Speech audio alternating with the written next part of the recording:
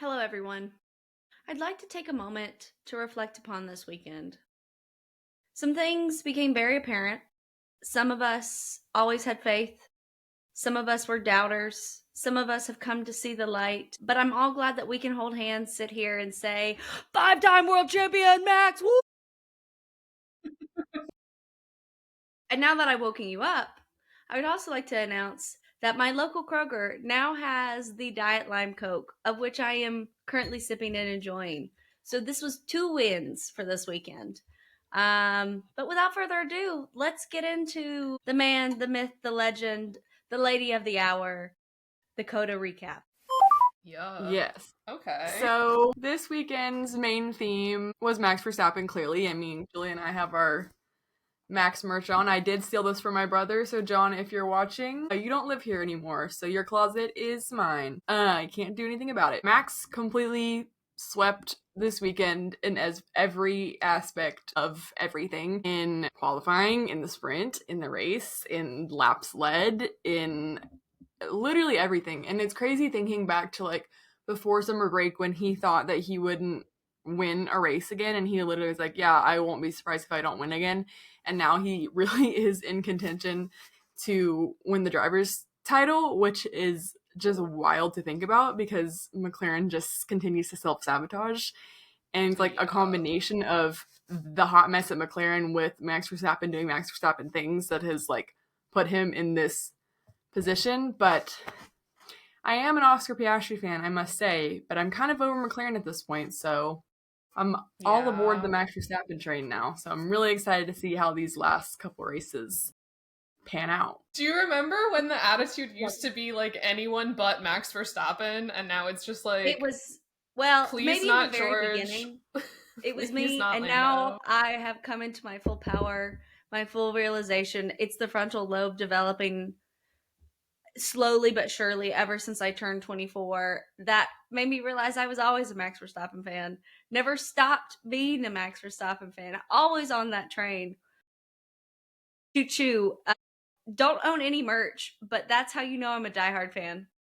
Because you're not going to spend the money on it.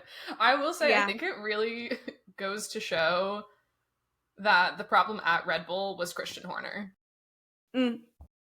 Case and point. He leaves the team.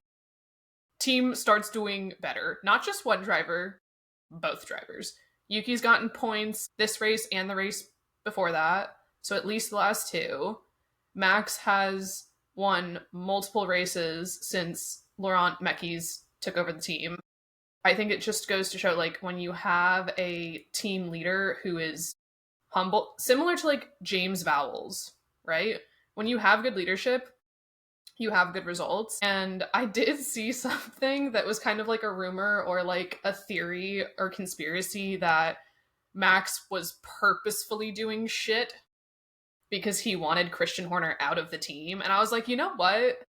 If he did do that, I just became an even bigger fan because sneaky, conniving, knowing I can get this man booted and still win the championship if I try hard enough once he's gone would be iconic and credible. I think as the weeks have progressed, likelihood, because Max is just, now that he's like in form and is locked in, I mean, he ran away with this race. I don't even remember what the like gap was at the end, but he was completely unbothered.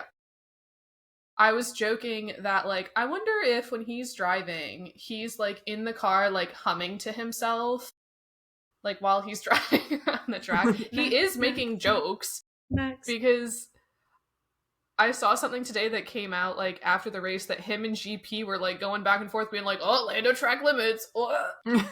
So you know he's just in there being like la la la la la, and then like snitching and then like making fun of what the other teams are doing. Just unbothered king. But I mean, we know he's good at COTA.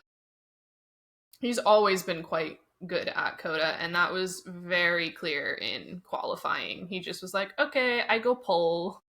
Nobody else can have mine. It was 15.373 seconds ahead when they both finished. Still a lot.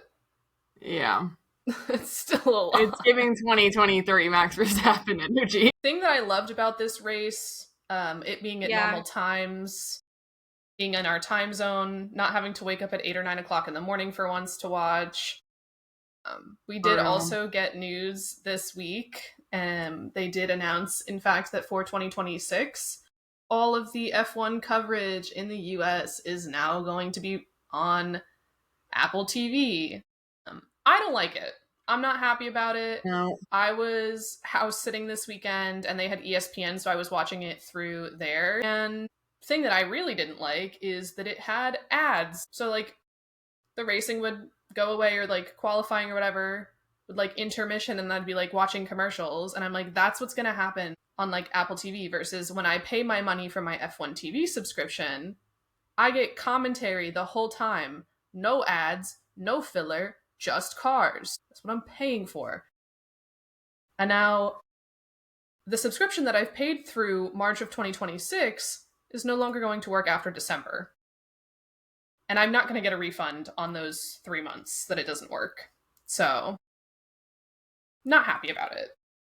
Yeah. And the other thing about, like, F1 TV, and I'm going to be interested to see, like, how it works when it goes to Apple TV, is that besides getting, like, live coverage without interruptions on all the racing sessions, there's, like, the pre-race show and the post-race show and the build-up to qualifying and, like, the tech talks that they do, and also, like, all of the archive races. Like, there's hundreds of archive races that they have. You can watch Formula 2 and Formula 3 on there, and F1 Academy. F1 Academy. And there's so much else that you're paying for in your F1 TV subscription besides just, like, watching the race, qualifying, and practice. So it's going to be really interesting to see how Apple TV kind of goes about how it's right. You set get to up. switch between like onboards and stuff too if you want. I feel like they just bought it because it's very hyper focused right now in the media. Like, everyone's an F1 fan, which is great.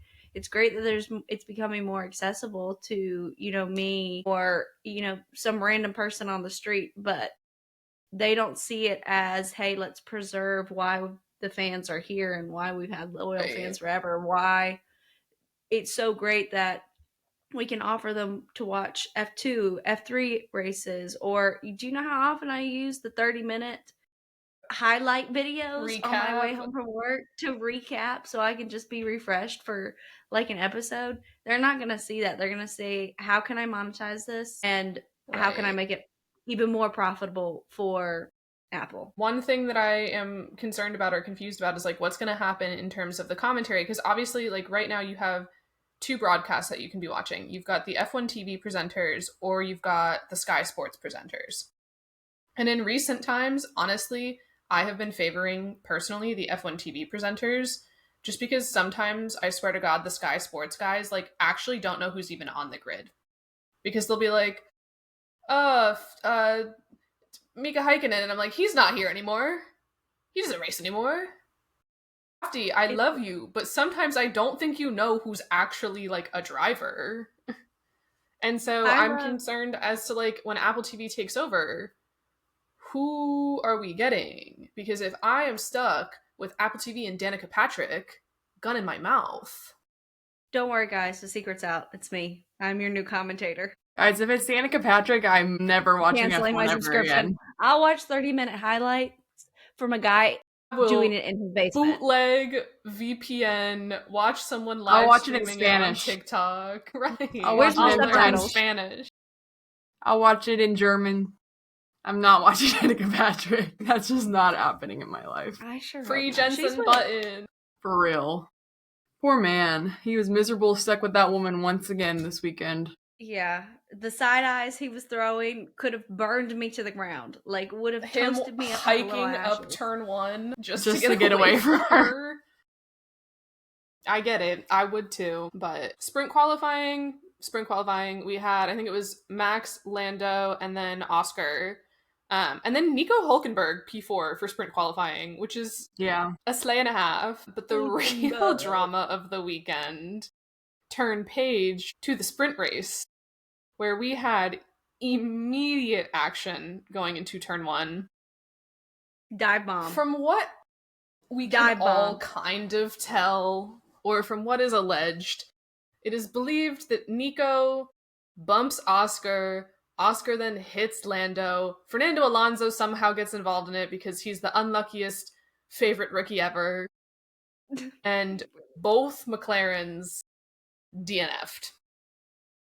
We had posted something about this on our social media, and I saw someone comment who was like, nothing like sitting down at turn 11 waiting for the McLarens to show up, and they never did. And I was like, ooh. Yikes. Ooh. Also, of all of the races for this to happen, this is the perfect one because during media talks leading up to the weekend, it kept being brought up the like, Lando, should anything, there are now repercussions in place that will continue for this, which just makes Oscar look like an asshole. And it's like, okay, Oscar called out something that wasn't like super team-like, and Lando was getting punished for it, which had As the he situations should. be should the situations be reversed, Oscar would have gotten punished for doing something, right? And it's this whole papaya rules, papaya repercussions. They're trying to say we're not going to stick our noses in and our hands in, and then they're like, oh, but we kind of are. Make up your mind. Once again, make up your mind, because now it's leaving this like weird gray area where all Lando fans' immediate reactions were, this is Oscar's fault. He should get punished for this. Da da da da da. Even Lando didn't blame his own teammate in that situation. Yeah. I And mean, yet I just rewatched back the like turn 1 incident, and in my opinion, it was nobody's fault. No one did Racing anything incident. that Yeah. was intentional to take someone out. Like, it's turn There 1 just at wasn't COTA. enough space. There's not enough space. Do you remember It's what was it last year when they were running like 4 cars wide into turn 1? yeah, if you watch like we had the Mustang challenge and like the Lamborghini challenge or whatever during WEC last year, and they would be going 5-6 cars like wide Crazy. into turn 1. And it's a sprint race, so like there's less laps to make moves. So obviously you're gonna go into turn 1 aggressively, and it just so happened that it took out Nico Hulkenberg, both the McLarens, and poor Fernando Alonso was collateral damage. And so everyone out here like hating on Oscar or hating on Lando or like blaming blah blah blah or like Nico Hulkenberg, it's like it's just racing, and it just so happened to involve the McLarens because they're running up front. So Right. I think it's just, but I'm not mad about it because I mean I'm upset. No, I think it makes it because- spicy going into the rest of the season. Yeah, the main reason I'm upset about it is because of Nico Hulkenberg, because him qualifying P4 again and then, not getting that result. And I also think I might have jinxed them because this was the day that I wore my Oscar Piastri shirt to the track, and I had my Oscar Piastri and my Nico Hulkenberg bracelets on, and I was like, are you kidding me? And so everyone I saw that day, and they're like asking blah, blah, blah, and I was like, well, guys, and showing them my wrist, and they're like, you're kidding me, right? And I was like, yeah, I think that was me. So if anyone wants to blame anyone, don't blame Oscar, don't blame Lando, don't blame Nico.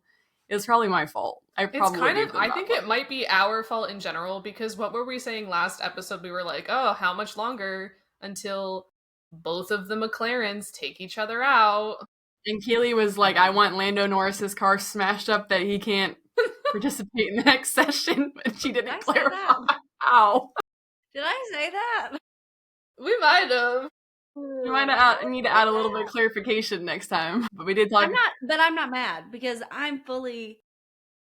I wanted Oscar to win originally, but now that it's attainable for Max, he's now my number one option. So as much as I don't want Oscar to crash out, because I do think he's a great driver and would love for him to get like a world champion drivership, whatever the acronyms are in whatever form or figure, I fully am backing Max. Point blank period. Underdog. I love Max Verstappen being an underdog in this scenario too. I think it's hilarious. So great. Downside of the sprint, the carnage that was turn 1, and also George Russell getting a P2. Upside of the sprint, Max closing the points gap and Carlos getting a P3. That's true. I said, you know what? Actually, I'm okay with this. Carlos getting the P3 really just made it for me. The downside of the sprint to me was not turn 1, it was Lance Stroll. Because of Lance Stroll, we ended under a safety car, which I hate when they do that. I'm like, serious, and obviously it's not anyone's fault besides whoever caused the incident and race not having enough laps because the marshals did their best to try and clean it up. But that's why one thing I do like about NASCAR is their like overtime system to avoid ending under cautions. Especially when it's a sprint race like that and the points are so close. And like, yeah, obviously I don't want George to get past Max. Like, we were robbed of that safety car restart and the battles of, the Ferraris and Carlos and Max and George and like what could have happened up front. To just end under yellow under safety car was really disappointing. Because there could have been some more action. But yeah, Max really just set the pace for what he was going to do the following day, which was dominate once again. Yeah, I mean, that brings us into qualifying, and we get another Max pole. McLaren had to, in literally less than 4 hours, rebuild both cars, pretty much. Oscar had suspension damage, so that means they had to put a new, chassis or floor on. So this is another thing, too, the commentators all weekend kept, saying stuff along the lines of, that, Oscar's performance was disappointing and da-da-da-da-da.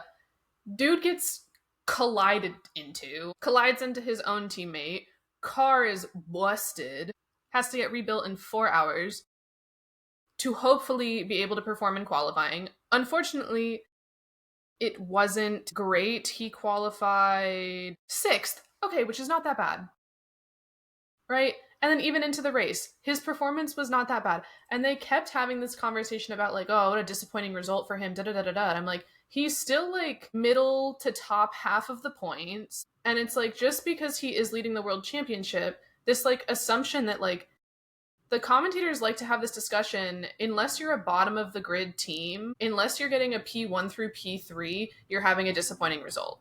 I don't want to hear it. I think that's ridiculous. If you're scoring points considering everything that's happened to you this weekend, is that not enough? That under the circumstances which this man has had to operate, he still scored points. He still qualified in Q3 in the top 10. Lando's car, I think, had significantly less damage, so he was able to pull off a P2 in qualifying. Obviously, Max on pole again. And then our boy Charlie. What happens when he gets to the yeehaw state, but every single year he unlocks something within himself.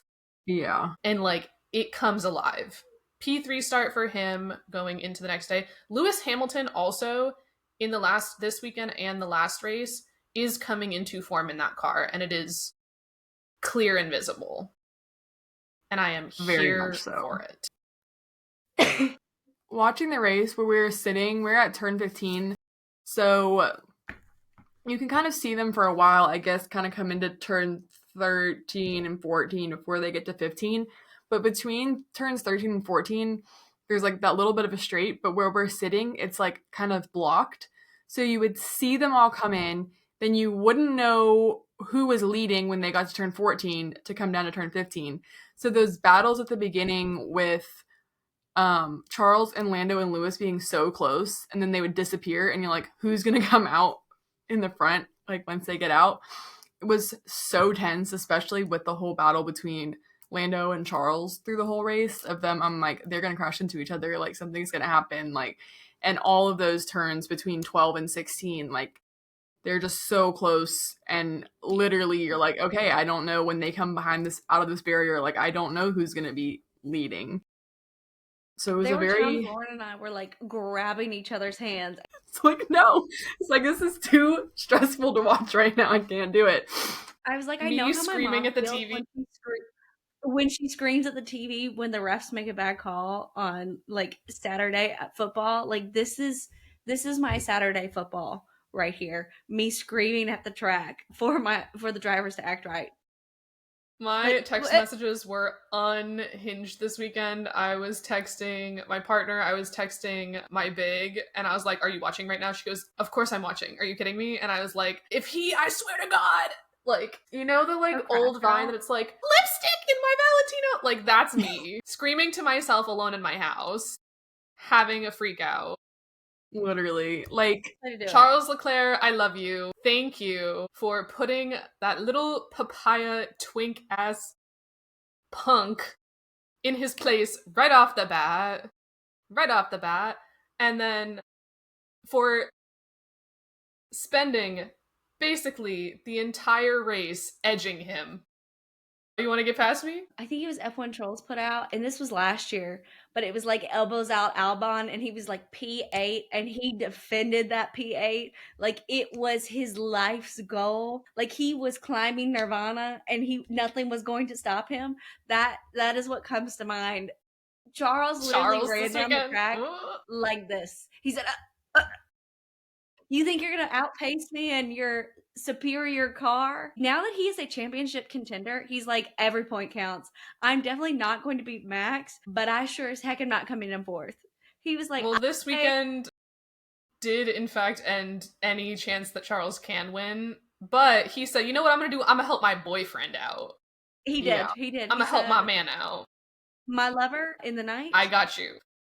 don't you worry. Don't you worry." Just like defensive masterclass from Charles Leclerc. Absolutely deserved driver of the day. And Lando finally, eventually, ends up getting past him. I just love the fact that, like, I know Charles Leclerc in that car the whole time was like Yeah. laughing to himself. He's snitching over the radio to Brian, being like, oh, track limits, like, keep an eye on him. And was praying. I was praying for a 5-second penalty at the end. I was like, I hope he hits a track limits one more time. He gets that 5-second penalty. Bye-bye P2 Charles Leclerc. It didn't happen. It's fine. I also think absolutely have to give kudos to whatever in the yeehaw happens at Ferrari when they touch foot in Austin. The tire strategy that they ran Charles on, excellent. The strategy that they ran Lewis on, also excellent. Both Ferraris performed extremely well this weekend. And, you know, we don't get to say that very often. Yeah. That is No. very true. The 'Cause Ferrari that's- podium healed something in me. I needed that as a Ferrari fan, and getting to see that in person really just helped boost the morale a little bit. And Ferrari, for once, also great strategy, like Julia said. Starting Charles off on those softs was the reason that he was able to get that grip and get past Lando on the first lap, which then Lando spent like 20-something laps trying to pass Charles. And then they also were able to undercut the McLarens. And again, once Lando pitted, he was out behind Charles and once again had to pass him to maintain the P2 that he ended with. And it was literally down to like the last 5 laps that they were battling before Lando eventually did get past to get P2. But I mean, obviously Max dominated, was way out ahead, but it was such a good race to watch. Like, the battles that we had, not only, you know, between Lando and Charles, but some midfield battles. I mean, Carlos Sainz was driving aggressively, which then ended up with the contact with him and Kimi Antonelli, which happened right in front of us. That was the turn we were sitting at. And none of us, we were like, I wish someone had gotten that on camera. None of us had our phones out then. But that was like crazy. And then Kimi almost like re-entered the track too soon, and we're like all holding each other like, don't stop. Not that he can hear us, but I'm like, don't go out yet, you're gonna get absolutely smashed. A line of marshals terrified that this poor little sweet baby angel is about to be plowed off the face of the earth. I love him. He's so pooky. He's my mom's favorite. I think too, like, the reason that strategy worked with someone like Charles also is because Charles is a driver with a very high, like, skill IQ when it comes to racing. He is someone who can put on a soft tire, start a race on it, and run just as long on a soft as people are on mediums, because he is, in fact, a tire whisperer, and he's very good at managing his degradation, which I will say I do not necessarily think is something that Lando quite has added to his resume yet. He's not terrible. The McLaren itself, depending on the conditions, is very good at saving tires. But I do think we hear more often than not, like, Charles is able to push his tires longer, George is able to push his tires longer, Max is able to do it, and the McLaren duo, it's still something, like, every race we're hearing the engineers getting on the radio being like, what are we thinking about tires and plans? What do you think? What do you want, actually? Because it doesn't matter that we have strategists. Like, how are you feeling? Which again was annoying, but Crazy to think the engineers that get paid to, look at all that data, determine when the best idea of taking a pit stop or changing tires or any of that. Can we also talk about the fact that McLaren basically at one point like kind of forgot that they were going to need to pit Lando? And it's literally him getting on the radio being like, "Box!" Yeah, Like, it's like, screaming. hello, did you forget about me? What do you mean? Like, your driver is literally at the front and you just like were like, "Oh yeah!" Like, tires. I do think though, as soon as he like did finally get past Charles and built a gap of more than a second, Charles just was like, it's not even like worth killing myself over to try and like catch up to him. And like, also Charles is probably sitting there being like, nah, this man is driving in a way that if I try and catch up to him, he's ramming into the side of me and we're both done. So I'm gonna be content with my P3. Because that's how that point, Lando's driving now. There were multiple instances where I was like, I feel like he is literally driving in a way where he's just ready to crash like anybody out. Some other, I guess, standouts from the race. We also had kind of some little close battles between Oscar Piastri and George Russell, which thankfully Oscar was able to hold George off. George was so pissed. So pissed. We had and great you got your race sprint podium the day this before. week. Like, just chill. And we once again got Yuki Tsunoda points. He came P7. Nico Hulkenberg kind of made up for the sprint, and he still ended up getting points during the race. He got P8. We had Ollie Behrman in P9, and the rookie himself, Fernando Alonso, in P10. And speaking of Ollie Behrman and Yuki Tsunoda, that was another very close call in turn 15, where Behrman ended up having to kind of cut through the grass, dirt, and kind of there was some avoiding action. What Ollie did end up spinning out, but they just missed each other, and they were both able to keep going, and they both ended up scoring points. That one I did get on camera, but it was like you knew it was building up like the corners prior, and I was like, okay, something's gonna happen. Like, I have my phone ready to go. But yeah, both a great race from both of them, and from Nico. Yeah. As someone our only DNF was Carlos. At least he got the sprint podium. Yeah. Watching the race weekend this weekend at home, I know last race we talked heavily about how poor some of the TV direction has been. Night and day difference, that race to this race. I don't know if it's maybe because they have a different team. They send different groups to do different whatever. We were seeing action throughout the field. It was not just Max at the front or Charles and Lando at the front. They were showing other stuff. Even the commentators were like talking in a way where it's like, we're showing you everything today. You know what they didn't show us? You know what they finally didn't show us? A single wife or girlfriend. They're listening to us. They're actually listening to what the fans want. Crazy. You matter. Who would have thought it was going to take everyone making comments and making fun of it, and even Carlos Sainz being like, I think it's weird that you're like plastering our girlfriends' faces on the TV instead of us driving the cars. Yeah. And lo and behold, bada bing, bada boom.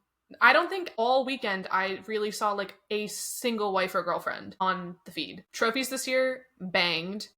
They made like a Texas Longhorn out of the shape of the track. Last year's trophies we were laughing about because they were these ugly like bear things that then ended up getting copyrighted that they then couldn't give to the drivers. So they handed out tires. Like the pole position award tires. So I think they like that went so poorly that this year they really said like we really gotta lock in. That trophy looked heavy as hell though, or like weight wise, because you could even see like Lando's on the podium and he's like, I don't really know, I don't want to like go hard launch race this up. The team rep from Red Bull almost clocked Mohammed Ben Sulayem in the face, and he's like, and then he goes tapping him. Get out. That I was like, shit list this week too. And then there was also, speaking about Mohammed Ben Sulayem, we'll get into the whole like FIA presidency thing, but there was a clip of like Mohammed Ben Sulayem in the paddock and Helmut Marko was there, and he was like, almost force Helmet Marko to give him a handshake. I'm like, if Helmet Marko, of all people, is refusing to give you a handshake, like, that says something. Nobody likes you. The only people who like him are Zach Brown and Christian Horner, who are out getting dinner with him, which, again, I'm sorry, that's problematic. Okay, but so as we all know, the FIA elections, the presidential elections are coming up, and it's gonna be Mohammed bin Salem because everyone else has dropped out. So get excited. Boo. So fun. The other guy who was running against Mohammed bin Salem, which would have had like the actual chance to win, is if you're watching this, you can see Caley holding the sticker that says "Marshals for Mayor," was Tim Mayer, and basically, All you need to do. yeah, basically because of the way the whole system is set up, it's set up in a way that is very corrupt. And basically ensures Mohammed bin Salem to win either way. And so Tim Mayer, he has a whole statement, you can look it up, but he withdrew his candidacy because he basically was like, this is corrupt, this is unfair, like this, I'm not standing for this, like it's never gonna be a fair election, and ended up withdrawing. Right. So get excited, it's Mohammed bin Salem again. That's actually so wrong that he is going to get to win on a technicality because he got the one singular person from one singular region, because there were no other reps from that region to back him, and therefore nobody else can win. Yeah. I'm sorry, but if you have a system where, like, you can't have multiple, that's just a dictatorship then. Like, Mohammed bin Salem is a dictator because he, on a technicality, is able to say, like, well, but I have the only rep from South America, so then in that case, another rep needs to be appointed to allow for healthy and natural competition. Or if he's not willing to do that, South Africa unfortunately should not get a rep to vote in. If you can't have a full bipartisan, unbiased, 2 representatives at least, they shouldn't have. Is there anything else? MBS, I hate you. The Alpines? Yeah. Team orders for P17, man. Let our boy Franco Colapinto, he said, "Don't tell me what to do," and then I'm gonna do it anyways. Basically, immediately after being told to hold position in, what was it, P18, all he had behind him was like Gabriel Bortoleto, who had a terrible race. Yeah. He said, "Nah, I'm not gonna do that." Passes Pierre for P17. Abby ends up passing Pierre as well. So Pierre finished like lowest on the totem pole besides Carlos Sainz, who DNF'd. And then Alpine putting out like this like public statement about it. I love Franco for that because I would do the same thing. I don't care if it's not for points. If the person in front of you is driving slow, you should be allowed to pass them. 2, though, I don't know that this helps his case trying to get the seat for next season. Yeah. It's very reminiscent of Ocon and Pierre, where they would just crash into each other and take each other out, trying to pass each other. Thankfully, not for this points. time that did not happen, or for no points at all. Let's be honest; they both very rarely made it to the points in the Alpine. Yeah. So at least Franco didn't take Pierre out on his way to P17. We should be thankful for that, right? A great way for Franco to like end the race, especially when like we know from last year, like COTA is a race where he has a really large fan base turnout. Last year and this year, he like went up to the fans and was like, I'm trying to think if there was anything. I sprained my ankle. Kaylee sprained her ankle. Not even at the track though. No, nor was I intoxicated. Stone cold sober. Just stepped off the curb into a storm drain and thought I was going to meet my maker. I'm really surprised the neighbors didn't call in a noise complaint or animal control from how loud I was maybe yelling expletives repeatedly and in a hurried manner. I thought I had broken my ankle. And Lauren was very kind, reassuring me. She was trying to get me to sit down on the ground. A telltale sign that I hadn't broken my ankle. And I really thought this was the end. I was like, there goes my weekend. We had a day. We had a day on Saturday, that was for sure. Sunday made up for it. On Saturday, though, we did. So the first roller coaster of COTA Land is open. And so we rode the roller coaster on Saturday. There is no wait. Like, I think a lot of people didn't realize it was open. because it's not really advertised. It's just It's not really advertised. COTA Land will Even, open in October. yeah. And Yeah. even on race day, because I thought, like, oh, before the race, surely, like, there'll be more of a line, whatever, because there's more people on race day. And there's also, like, physical bathrooms at that at the roller coaster, and on race day I really had to pee, and I walked out and like all the lines for every bathroom porta potty were miles long, and I was like, I can't do this. I'm like, I know if I keep walking I can hold my pee, but as soon as I stop and wait in this line, all bets are off.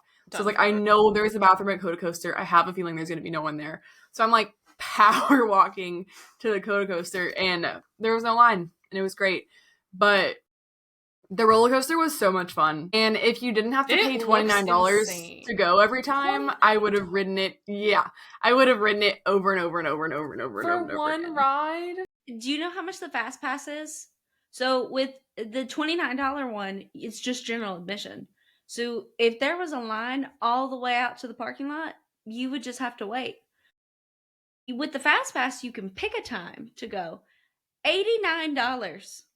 No, for one that's right, bruh. And the amount of money, and the amount of money that you're paying just to be at the race, anyways.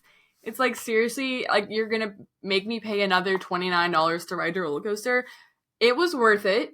It was, but not worth it to ride it more than once. Other things that I loved the podium I loved the podium ceremony because Max and Charles were on it together. Also, I just always loved the podium ceremony at COTA. The like confetti is so good. The little Texas shapes. Mm-hmm. I did text both of you basically immediately, and I was like, so like, do you think they're gonna go make out after this? I'm sitting there, and then I see the like post-race interview where like Charles is like talking to Max, and Max like turns his whole body, and I'm like, kiss! Screaming it. Kiss each other. Give us what we want. Max and Charles love each other deeply, and that is a hill that I will die on. It is my favorite F1 ship of all time. Yeah. But speaking of like post-race things, the cooldown room, when Max and Charles are talking about how much they like racing at COTA, and Lando was like, I would like it more if it was easier or like wasn't so hard. Like, they both looked at him like, the side eye was insane. Hello? They pull a Jensen Button level side eye where they're like, yeah. I feel like, I don't know what's going on, but I feel like the energy and attitude towards Lando is shifting for almost everyone on the grid. Like, we know Max and Lando are like friends, but even to like after the qualifying sessions, like you could tell he was just like, and like in the cool down room, I'm sorry, but if you want to be a world champion and you're sitting there being like, I wish it was easier, then do better. I don't. Yeah. You cannot just expect that, like, I think Lando walked into this race weekend thinking, like, I don't care that Charles is in front of me. He should, like, give me that because I'm beating him in the championship. And Charles was like, I don't care. Actually. Yeah. You're going to have to work for it. You cannot expect to just be handed a win, a championship, a podium. It's not how it works. For real. Trying to think anything else notable from the weekend. Caley and I got to do a tour of the Haas garage, which was very cool before the race. So cool. And we got to watch pit stop practice, like, out front, and it was very cool to see all the little back rooms and get to meet all the different people with the different roles and learn about what they do. There's one guy for all the electronics for both cars. So if both cars basically, you know, hit the fan and everything dies on it, there's one guy that they're like, okay, type away, fix it. Like, the immense pressure behind that, I feel like, at least when you work in a team aspect of, like, you're kind of all in it together, so if you can't fix it, at least someone else could fix it. It's like all or nothing for him. He has no backup. It's just this one man. And I'm like, power to you. Yeah. We got to hold the wheel gun. It's a lot heavier than I expected it to be. It looks heavy. Cool. I would have assumed. When you grab it and you're like, oh! But the They side had some pod, heft. super light. You The can hold side it with pod we one got to finger. hold. You can hold it with a pinky finger. The whole side pod. I was like, Because this it's is carbon crazy. fiber, yeah.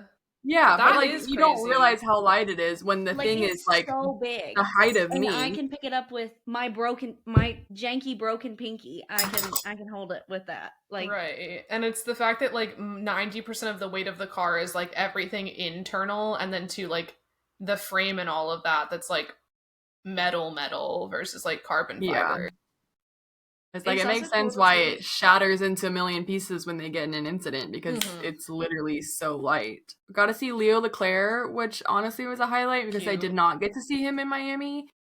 And I got to see him twice, and he's very cute. He walks very softly, like he prances. Alexandra and Rebecca Rebecca's are literally look the same in always. person as they do on Instagram. Yep. It's That unfair. hurts. The only thing is, they are much shorter in real life than I anticipated. Alexandra ate the house down boots with her outfits this weekend. Every Yeah. single one. Friday so good. with that The cute hat? like tie net, the cow print outfit. So Good. good.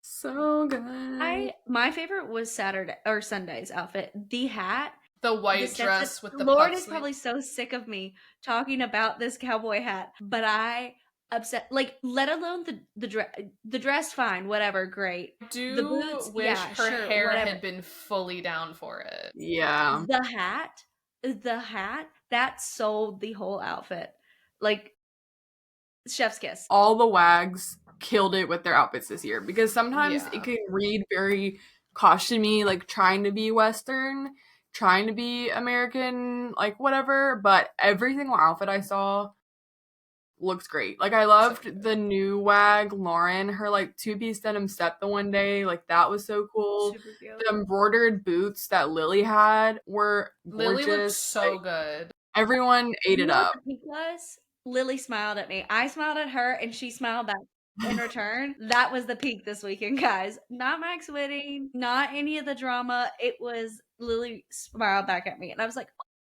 Kaylee was like, "Oh my god," she smiled at me. I was like, She's an angel "What?" in real life. You Not guys giving out also yet like again. saw Mark Webber, and he 100% clocked you guys hard. He's like, "Oh, they're recording me," and then kept on his Yep. way.